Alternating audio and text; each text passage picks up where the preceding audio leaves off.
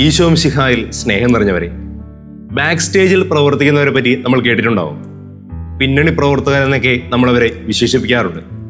ഏതൊരു കാര്യമെടുത്താലും അതിൻ്റെ പിന്നണിയിൽ പ്രവർത്തിക്കുന്ന ഒരുപാട് മനുഷ്യരുണ്ടാവും. കയ്യടി നേടുന്നതിനേക്കാൾ മറ്റുള്ളവർക്ക് കയ്യടി നേടിക്കൊടുക്കുവാനായിട്ട് പരിശ്രമിക്കുന്ന ചില മനുഷ്യർ.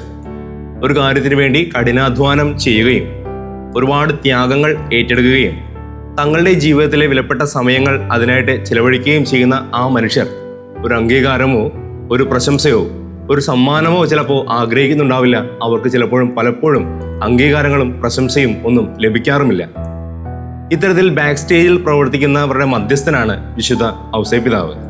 തിരുകുടുംബത്തിന് വേണ്ടി അദ്ദേഹം അധ്വാനിച്ച അധ്വാനങ്ങളൊന്നും ഒരുപക്ഷെ നമ്മൾ വിചാരിക്കുന്നതിലും അപ്പുറമായിരിക്കും. ഈശോയ്ക്കും മാതാവിനും വേണ്ടി അദ്ദേഹം സമയം ചിലവഴിച്ചതും അധ്വാനിച്ചതും നമുക്ക് ഊഹിക്കാവുന്നതിനും അപ്പുറമായിരിക്കാം. പക്ഷേ ഒരു അംഗീകാരമോ പ്രശംസയോ ഔസേപ്പിതാവ് ആഗ്രഹിച്ചിരുന്നില്ല. അതൊക്കെ കൊണ്ട് തന്നെയായിരിക്കാം അദ്ദേഹത്തെ നീതിമാനെന്നും ഭാഗ്യപ്പെട്ടവനെന്നും തിരുക്കുടുംബത്തിന്റെ കാവൽക്കാരനെന്നുമൊക്കെ വിശേഷിപ്പിക്കുന്നത്. ദൈവനിയോഗത്തിന്റെ ഭാഗമാണ് താനെന്ന സംതൃപ്തി മാത്രമായിരുന്നു ഔസേപ്പിതാവിന് എന്നും ഊർജം നൽകിയിരുന്നത്. നമ്മൾ ദേവാലയത്തിന് വേണ്ടിയോ ദൈവത്തിന് വേണ്ടിയോ നമ്മുടെ സഹോദരങ്ങൾക്ക് വേണ്ടിയോ കുടുംബത്തിന് വേണ്ടിയോ ഒരുപാട് അധ്വാനിക്കുമ്പോഴും ഒരുപക്ഷെ ഒരു നന്ദി വാക്കോ നമ്മുടെ വേണ്ടപ്പെട്ടവരിൽ നിന്നുള്ള സ്നേഹം പോലുമോ ചിലപ്പോൾ നമുക്ക് ലഭിച്ചെന്ന് വരില്ല. അപ്പോഴും നമ്മളും ഈ ഔസേപ്പിതാവിന്റെ പാതയിലാണ് സഞ്ചരിക്കുന്നത് എന്ന ഒരു ആശ്വാസം ഔസേപ്പിതാവിന്റെ തിരുനാളിനായി ഒരുങ്ങിക്കൊണ്ടിരിക്കുന്ന നമുക്ക് ആശ്വാസമാകട്ടെ. നമ്മളും ഔസേപ്പിതാവിനെ പോലെ ബാക്ക് സ്റ്റേജിൽ പ്രവർത്തിക്കുന്ന ഒരു വ്യക്തിയായി മാറിക്കൊണ്ടിരിക്കുകയാണ്. സ്ട്രീറ്റ് ലൈറ്റ് നമ്മൾ കണ്ടിട്ടുണ്ട്. സ്ട്രീറ്റ് ലൈറ്റിന്റെ വെളിച്ചത്തിന്റെ സംരക്ഷണം അനുഭവിക്കുന്ന പലരും ഈ വെളിച്ചം തരുന്ന സ്ട്രീറ്റ് ലൈറ്റിനെ പറ്റി പലപ്പോഴും ചിന്തിക്കാറില്ല.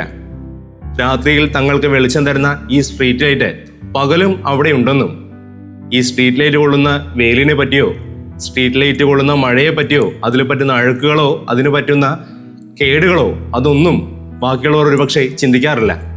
പക്ഷെ എങ്കിലും സദാ അത് വെളിച്ചം നൽകിക്കൊണ്ടിരിക്കും. കുടുംബത്തിന് വേണ്ടി കഠിനാധ്വാനം ചെയ്യുന്ന ചില മനുഷ്യരുണ്ട്. മക്കളുടെ പഠനത്തിനു വേണ്ടിയും മക്കളുടെ വിവാഹ ആവശ്യത്തിനും ഒരു വീട് പണിയുന്നതിനും വേണ്ടി ഒരുപാട് കഠിനാധ്വാനം ചെയ്യുകയും സഹോദരങ്ങൾക്ക് വേണ്ടിയും കുടുംബത്തിനു വേണ്ടിയും സ്വന്തം ജീവിതം തന്നെ മറന്ന് അവർക്ക് വേണ്ടി അധ്വാനിക്കുന്ന പല മനുഷ്യരെയും നമ്മൾ കാണാറുണ്ട്.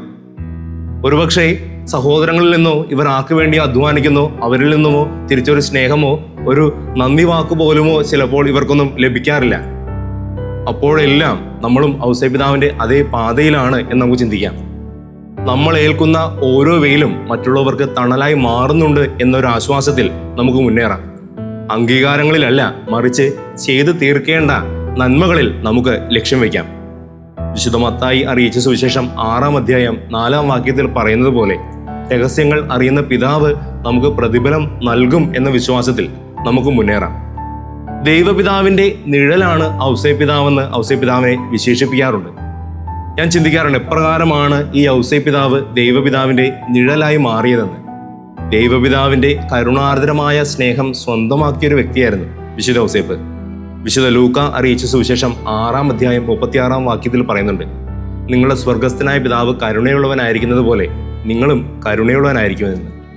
അപ്രകാരമുള്ളൊരു കാരുണ്യം തന്റെ ഭാര്യയായ മറിയത്തോട് കാണിച്ചവനാണ് വിശുദ്ധ ഔസേപ്പിതാവെന്ന് നമുക്കറിയാം. ഒരു വാക്കുകൊണ്ട് പോലും മറിയത്തെ അപമാനിതയാക്കാൻ ഇഷ്ടപ്പെടാത്ത വ്യക്തിയാണ് വിശുദ്ധ ഔസേപ്പ്. ദൈവത്തിന്റെ കരുണാർദ്ര ഹൃദയം സ്വന്തമാക്കിയ വ്യക്തികൾക്ക് മാത്രമേ മറ്റുള്ളവരെ അപമാനിതരാക്കാതിരിക്കാൻ സാധിക്കുകയുള്ളൂ.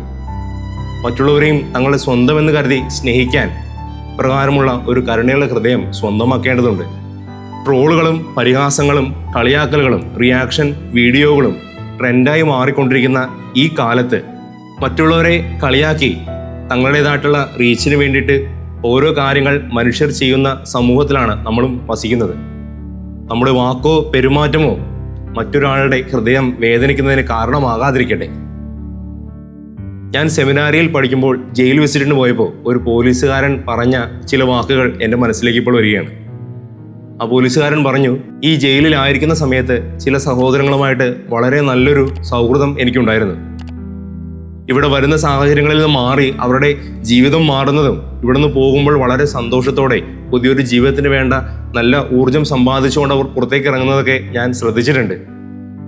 പക്ഷേ പുറത്തു വെച്ച് ഞാൻ അവരെയൊക്കെ കാണുമ്പോൾ ഒരുപക്ഷെ ഈ വ്യക്തി ഈ നിൽക്കുന്ന സഹോദരൻ ചിലപ്പോൾ അദ്ദേഹത്തിൻ്റെ കുടുംബത്തിൻ്റെ ഒപ്പമാണെങ്കിൽ, അല്ലെങ്കിൽ സുഹൃത്തുക്കളുടെ ഒപ്പമാണെങ്കിൽ, ഞാൻ മനഃപൂർവ്വം ആ സഹോദരൻ്റെ മുമ്പിൽ പെടാതെ മാറി നടക്കുമെന്ന്. കാര്യം, എന്നെ കാണുമ്പോൾ ആ പഴയ കാലത്തെക്കുറിച്ചുള്ള ഓർമ്മകൾ ഒരിക്കലും ഇവൻ്റെ സഹോദരങ്ങളുടെയോ ഇവൻ്റെ കുടുംബത്തിൻ്റെയോ ഇവരുടെ സുഹൃത്തുക്കളുടെയോ ഉള്ളിലേക്ക് വരരുത്. അവൻ അപമാനിതനാകരുത്. ആ ഒരു ലക്ഷ്യത്തോടെ ബോധപൂർവം ഞാൻ അവരുടെയൊക്കെ മുമ്പിൽ പെടാതെ മാറി നടക്കാറുണ്ട്.